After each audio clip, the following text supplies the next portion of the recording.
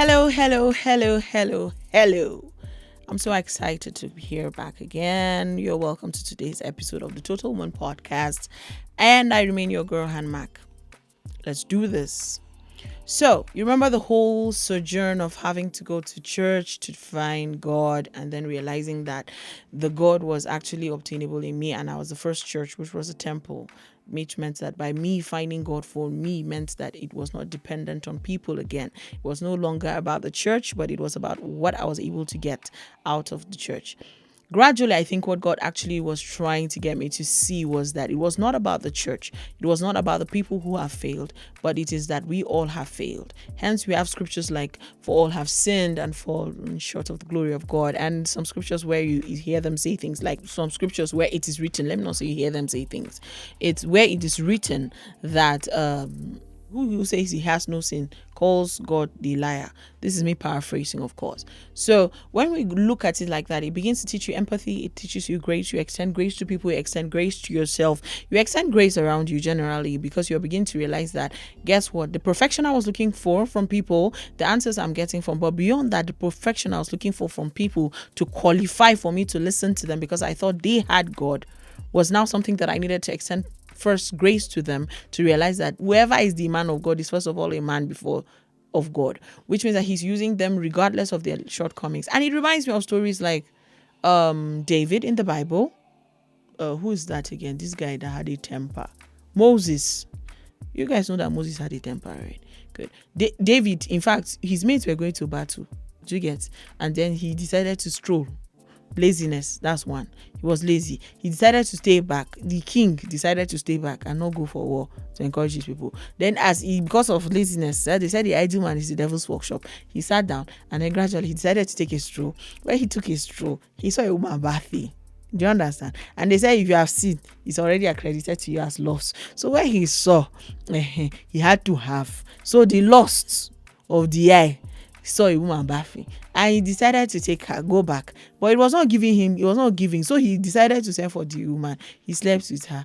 Then she came back and said she was pregnant, but her husband was in battle. Do you get? So the best way to do was another setup. He became a master liar strategist. Do you get? So now the husband had to send notes for the man to come, and the man said, far be it from him. When you meet those kind of righteous people, it's very good. He cannot go and be sleeping with his wife when his people are there fighting battle. So he had to stay and he went back again. So David could not pin the pregnancy on him. So he was willing to pin false pregnancy against the husband, Uriah. He came back again. So when he had gotten, he gave the guy his suicide note. He gave the guy the letter that was going to kill him. And that man was so faithful that he went. In fact, it was the devout nature of Uriah that is still is mind-boggling till date. Because the guy took the same letter that he went to go and give. Is it Joab? I think going to go and give the commander. Let's not call something that people call back at me tomorrow saying that I said it wrongly. I can't remember the name. But we went and gave him, and the guy knew to position him where they can kill him quick. Because the king requires him dead. Do you get? And he did all of that. And then yet, this was the man that when he was dancing and celebrating one of those wars, that his wife Mika was so embarrassed. How can a king be embarrassing himself? He said this dance was not unto her, it was unto him, unto God. And because of that, it was recorded that she was barren all her life because of that. This is the same dude we're talking about. Scripture records it that he's still the man after God's heart. Why? His ability to rise immediately he falls every time. So, when you begin to understand who God is and his perspective, that righteousness no really be the way they think. If you hear God's perspective about some things, you realize that it's better to actually hear God first before you're in a hurry to judge some situations. I think we're too much in a hurry to criticize, too much in a hurry to judge. But I think it's coming from a deep-rooted issue that most of the times it's people that are doing things that actually seem to be wrong, rather than people that are not doing. Which means that if I have, like my friend, let's take an example, my friend Yields. If it's what he's doing that I can criticize, what he's not doing I can't criticize. Which means that what? It is because he's doing. If you are sitting down here, we're very cool. How have you met my friend Yields? But the moment he says he's going to do something and he doesn't deliver, I'm offended. That is because he's doing and he's falling short of the doing. So most of the times, you see, I think we need to applaud people who are trying to do that which you are not doing, right? Applaud them for trying to do. Is when you're trying to do that you can fail at something and know that this is not the way to do it at all. But when you're not trying at all, it's easy. It's like when you go to a football field and you see people playing ball. You know that people that are watching the ball, like Arsenal now, you see my cousin Peter was sitting in the house and in the parlor. And you say, he should kick the ball like this. He should do like this. I'm looking at him as if they give him the ball, he can play anything. No. And you see them calling the names of people that I don't like. Plus, I don't watch ball. I have a bias against ball. I'm still learning. But you see them calling him, is him that messed up this our game? Is this person that did this? Is this person that did that? Why? They were doing. They were doing. And while you were criticizing, they were doing and getting paid. While you were sitting and criticizing and lounging in your chair, most importantly, taking all sorts of junk and fries in between that with a little bit of alcohol, making sure that you're bloated and even becoming more redundant because of obesity. That's just saying that. I'm just passing. Please don't take it personal. I'm just passing this one.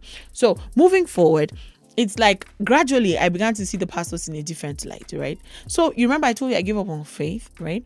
I gave up on faith, but I also gave up on men, because it was men that hurt me. So I didn't have so much confidence. I didn't have so much faith in these dudes that just go around feeling themselves and doing a lot of things. So it's like, okay, if God was restoring my confidence in him as a person and taking me off the man who is of God to concentrate on the God who owns the man. Do you understand? So the pastor whatever the pastor did or he did not do was no longer as important as the God who was speaking to me through the pastor. So the ability to watch the pastor speak and not take any of his inability to speak good English. Yeah, that happens. Oh, by the way, I went to a particular church and I remember the man said, he said, pride goes before a fall. And I said, it was like, oh yeah, that's good. He said, God doesn't like proud. He said he hates the proud. I said, oh, it's scriptural. That's good. I was listening. Until the guy said, that is why it's good to be egoistical in the presence of God. And I was wondering, wow, does this guy have any idea what he should say? He said, ego is bad, but an egoistical person is the man of God. And I was like, God have mercy. And the problem was that suddenly I understood I was in the wrong crowd because they were clapping. So I understood that these people don't know English at all. So my point is that the ability to overlook the flaws in English, the ability to overlook the excesses, the ability to just hear what God has for me that day was something God had to teach me. And as he taught me, I realized that, okay, if I'm beginning to extend grace, I lost faith in this whole establishment of church because I felt they had too many biases, there were too many excesses. Everybody interpreted the things he wanted the way he did. Everybody said anything. So he's like, okay, that means my theory, my concept, my understanding of all of these things together, maybe there was a little flaw. Okay, there was a lot of flaws. Yes. So I felt like, okay, maybe I need to revisit others too. And then that was when I started the journey of the whole understanding this whole man folk thing, right? Okay, since I've understood this God thing and it no be the way I've been this was not how I thought it was, and all of that, and so I said, okay, it's time to check on this whole God man thing. If God is beginning to restore my confidence in him as a person, then maybe it's also in his creation, which is man. Especially man. Guess what? It's not my fault. I didn't rape myself. So something actually happened, but it was time to heal from it. So it meant that I needed to start addressing myself at the core. What had to go and what was true and what was really false. But it's as I extended grace to the men of God, I realized they were first men. I realized that no, each and every one has a process that is ongoing in his life. Each and every one of us is struggling from something that has been done to us too. So is it not possible that even the man who did that to me, even the men who did that to me also had something going on? So it's like it began to introduce, as I learned empathy, and I began to empathize, extending grace to churches, extending grace to that, I realized that, okay, I could extend the same grace, because as I'm working on myself and realizing sometimes we hold on to some things too dearly that we seem to forget. Let me give you an example. Now, I'm very offended with Uyali, right? And then suddenly I realized that, okay, when he comes and explains his perspective, then I realized, okay, something was ongoing with him. And you know that sometimes when we're so hard, you realize that, okay, I should have extended grace. So it's like, okay, something really was going on. So sometimes we give each other a benefit of doubt. We extend grace to one another in our seasons, because you don't know what season this particular person is in or this particular person is in. We extend. I'm not saying we should enable stupidity. No, I'm not saying we should accommodate redundancy. No, but I'm saying that sometimes there could be more. And we should make room for more in the lives of people, so that they could also be, Oyale should be able to fall back to me. That I would put pressure on him to be the best version of himself, but he should also be able to fall back to me and tell me his struggles, so that I don't shut the door completely. So I think I realized that I had shut the door on men, and I didn't have too much confidence and faith in them. So it's like, let's revisit that. So because of the realization of myself, I decided to give myself sabbatical, right? Sabbatical to figure it out. Okay, before the sabbatical, it was okay, let's try doing this relationship the God way. And in that moment, I realized I thought the only problem I had was doing relationship the God way, which meant that it was abstinence from sex, right? Which was the major crime. We accommodate a lot of other sins, but there are sins that are intolerable in our hearts, which was maybe fornication, right? Fornication was a big deal. I'm saying fornication, the big word for it, it's fornication. Fornication was the big thing. So it was like that. Maybe if I could handle relationship like that, the scripture talks about purity and let you imbibe that and all of that. Tried it, but I realized that very few people were really very into that whole the dating pool suddenly shrinked. It was like available guys shrinked, because the moment you talk about abstinence, it's like celibacy, not so much. And then it was shrinking, and then going further to say that I wanted you to be God-fearing. That was a tall order. So I realized that not every God-fearing person is necessarily wanting to actually imbibe everything. It's like there were people there were standards that this one was okay. I don't lie. I don't cheat. I will not cheat on you. But this sex, we will have it. Let's tell ourselves the truth. We are human beings. We excuse it, but be firewood. There's a build-up. In fact, there was this guy that told me that it's not really because he doesn't want to do it, but because of times have changed. And before now, did I used to hear the issue of prostate cancer? Like, no. I said, no. So the reason why he needed to have sex on a regular was to make sure that his prostate is fine. And so we give it so many excuses at different levels, and it's that. So I realized that it was shrinking, and in between that, even me who was talking about it, I was not so strong on it. It's a trial and error thing. So you fall today, you rise today. You fall today, you rise today, and all of that. Putting it together, I realized it was not working so much, and it was just making me more embittered. So I decided, okay, what do we do? Take a sabbatical.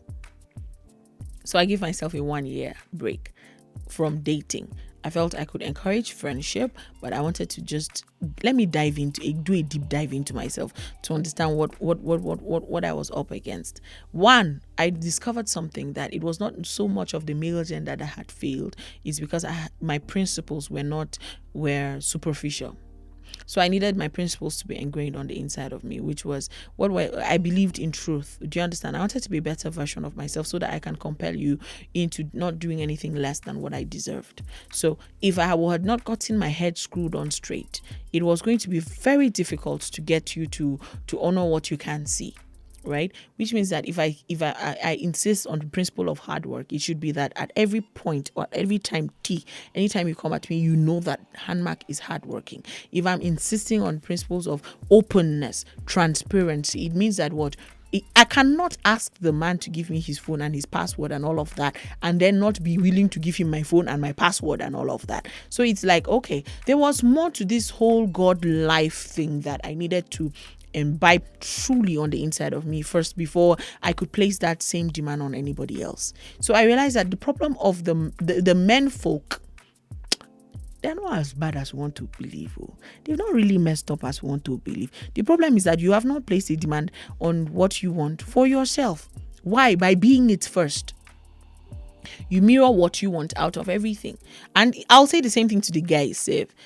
part of your, it's not that the girls are not entirely bad, but what are your standards? What do you believe in? What are you willing to communicate, invest in communicating it properly? Because sometimes there's also, there's this concept of witchcraft that you expect that everybody should know you enough to figure out what you are feeling and how you're feeling it. Here's take note.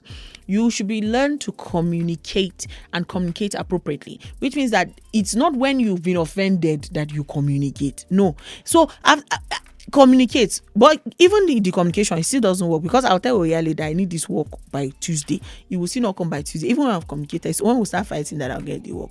So you see, that's what I'm saying. But on the day of communication, it is that you communicate and communicate, make sure that it is understood properly, so that the day you're coming to place a demand, it was already defined on the work go. It was already there's a premise.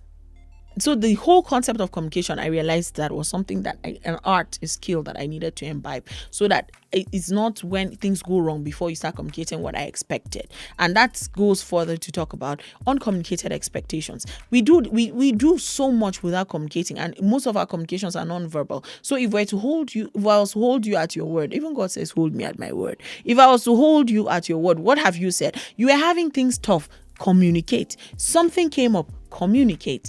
So I realized that I was not so much on the communicating side, because there was really something really wrong with me in that department. So I needed to learn to communicate properly and at the right time. And so I felt that I really needed to do some serious work on me by upping myself as a person first before I could place a demand on that. So it's like suddenly I realized that, okay, if I could be broken, or whatever was done to me, by that I mean, whatever was done to me could break me to the point where I trusted nobody with anything, because I realized that was one of the major things. I had lost faith in people. I didn't really trust much. So it's like, I didn't feel the need to tell. Why should I tell you where I'm going to? Why should I have to communicate? This is my problem. I should deal with it by myself. So I didn't understand the whole concept of the openness enough to be able to ask for help. And sometimes some people are really willing, except they did not know that you were going through that. But guess what? In that sabbatical, as I was trying to work on myself, that was when I started meeting amazing men. Amazing men. Yeah, they're very wonderful people. I remember I met a man who came and told me that he is gold. And I was wondering where this conversation was going to. And he said he's gold, but people have not seen it yet. But he knows that I have seen it. But he can promise. I was 23 and he was promising that he will never cheat on me and he will never leave me. But I should bet on him, because with me, naturally, my father can pour resources on him to refine him. So he wants to submit himself as raw gold into my refinery, so that I can polish him. And with my father's connections, he will go far. But he can promise me, it doesn't matter how far he goes, he will always be with me. I told him, I said, this pitch should be for somebody in her 40s, late 40s. But at 23, I was wondering what he was thinking. Did you think I was that desperate? And all of that. But you see, I would have typically been offended. But by virtue of the work that I had started doing in me, it was comic relief, because I couldn't wait for him. And the sweet part was it, as we're having that conversation with him in the parlor, we were with my dad in the parlor gisting. And then my dad just ran into the room when he saw the man coming. When we traveled to the village. So he ran into the room because he was not willing to see the guy. All these political people. So he was not willing to meet the guy that day. And the guy came and talked to me. When my dad came, he said, "Hi, handmark the refinery." And we just started laughing, because there was really not much you could do about it. But I was looking at my previous self, and at myself at that point could condone stupidity and know that he was coming from a broken place. His lack of understanding. So there was no need to shout. There was no need to show myself. I told him, thank you very much for considering me as a candidate, but I would really take a hard pass on this one. And we finished and he left. And this can go on story after story, where you meet so many different people. But this time around, because I was getting well, I think that's what I want to emphasize. What you take seriously sometimes, or what you take to heart sometimes, is a function of the state of your mind, which is mental unwellness. If there's any, is that in English like that, really? Is the level of your unwellness It's the sickness in your head. It's the sickness in your body that is interpreting those things in the way that it's not rich. So because somebody insulted you somewhere, or is it the stereotypes of you being a woman, or is it the stereotypes of you being highly opinionated? Hey, it doesn't change it. As well as I am, I will say it. If you don't like it, it's still fine. And then I realized the insisting on people to agree with you at every point and at every turn, and all of that. I started working on myself. So in meeting those very strange men, one came and told me how my mother is so wonderful.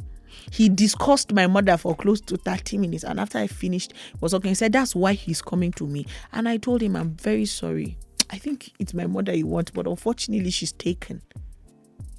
It took him by surprise that I could possibly say that he wanted my mother. He was coming from, I said, no, you don't know me enough, because if you're judging me by my mother, I'm so not my mother. Parallel poles. So if the woman you're looking for is my mother or her type, I cannot be the woman you're looking for. But guess what? I realized that I began to set standards for myself. And because I now have defined what I want as a person, but I realize that most of the times we don't do that. What do you want out of a relationship? You're not sure. You're just scared of being alone. We enter relationships for so many wrong reasons, except the right ones. But we never really sit to define parameters for what we consider the right parameters for the relationship. So it's like, as I began to work on me, as I began to get better, I began to see that I was gradually beginning to see what I really wanted and what I did not want. So I realized that some relationships could have been avoided. Some hurts could have really been avoided because it's hurting. What was I doing? When you get to a place, you look at some of your exes and you're wondering, what was I thinking? What was going on in my mind when I dated this dude? Not because you're looking down on the person, but the person is just so far off what you could possibly want, so far off of what you were looking at for yourself. When you look at your future, that person can't even cope. But so you're wondering, what was I thinking? No, you were not in a proper headspace. So I will recommend this. Always give yourself time to heal from past relationships so that you redefine what you're looking for. Because obviously it failed because you did not necessarily know what you really wanted enough to go for it. And you were not equipped emotionally to actually communicate it properly, to go for it in every sense of the word. So when I started understanding these things, I said, okay, the more I worked on myself, the more I was loving the version of me that I was becoming. And the more I realized that when I meet somebody who is liking me, I already know, no, this can't be it. No, this can't be it. No, this can't be it. I appreciate you considering me as a candidate to be your wife. I appreciate you considering me as a candidate to be your girlfriend. When I say wife, I know what I'm saying, because some people just came and said, in fact, if I'm ready now, they want to marry me tomorrow. But it's like gradually I began to understand that, okay, all right. Now I'm beginning to get what I wanted. So the question is, what do you really want out of a relationship? And there are some hard truths that you're going to tell yourself, right? And I know that now if I start talking about what do you really want in a relationship, the things going on people's mind is, I want him tall, I want him handsome, he should be fair, he should have hair, he should have this. I had that all too, but gradually I began to understand that it's good. You want the person having all of his awesomeness together in one awesome piece. Yes, but at the same time, we want him. There should be an element of disarray a little bit. Now, I thought you should be able to complain. Please, I'm talking about my taste. Please, I'm not talking about it doesn't work for everybody. Right? So please reach out to us and talk to us about what you could possibly want out of a relationship, and what's your ideal spec of a man, what's your ideal spec of a woman on our social media platforms, the Total Woman Podcast, Facebook, Instagram, the Total Woman Podcast, Facebook and on Instagram, and tell us. So I began to review my standards, right? And I began to see that some of them were really obsolete. They were really very useless. Like the styling of hair. I married a bald man, so you can tell you how it was really not working. The reason why I wanted a tall man was because I loved wearing heels. Do you get? When you look at in the ideal frame of things and real problems in life, you realize that that's not so much of a problem. right? So I began to reevaluate, and it was while I was reevaluating, then I met my Mr. Right, right? Yeah, it's so beautiful. It's a very beautiful story. I'm wondering, should I tell you today or next time? We're doing this next episode, but just know that I met my Mr. Right, and I almost missed it because of paranoia, because it still didn't look like what I wanted. I almost missed it. Give us your ideal, perfect guy or girl, so we'll get to see what you're talking about. But I think it's time to reevaluate your checklist, right? Reevaluate your checklist, and while you reevaluate your checklist, you should look inward to see why, because your ability to answer the why, you need that in a man. So it's like a man that has money is not something I really think too much of, because I make my money. I should make my money. Everybody should make his money. So it is that any man that meets me today should be sure that he's gallant. Do you understand? I will not marry an unhardworking person. I don't know whether that's permitted in English. If you're not hardworking, I have a problem with that. I have a problem with laziness. I have a problem with lack of productivity. But guess what? It is not what you can make today, because I know that a productive person can be very wealthy tomorrow. So when you're beginning to judge today, judge it. And then there was this lady that told me that she wants somebody that has money like her father. And I asked her father, when he was her age, did he have that money? Somebody was, your father grinded for like 30 years to get money. Then you're asking that the man you meet be at the level of 30 years of your father. Haba, let's extend grace to one another. We start somewhere. And I think above all is the willingness to start small, the willingness to do something about your current situation. That's what is important. So like I said, reevaluate your checklist. Go ahead to answer the whys behind the need for that in your partner. And we'd like to hear feedback from you. Give us your thoughts, give us your feedback, so we'll know what's going on. And well, that's my growth process. And I'll be talking next week on how I met my Mr. Right and how I almost lost my Mr. Right. Looking forward to talking to you. It's always a pleasure to be heard by you, of course. Waiting to hear back from you. Visit our Total Woman podcast pages on Facebook and on Instagram. It's nice to meet you. Bye.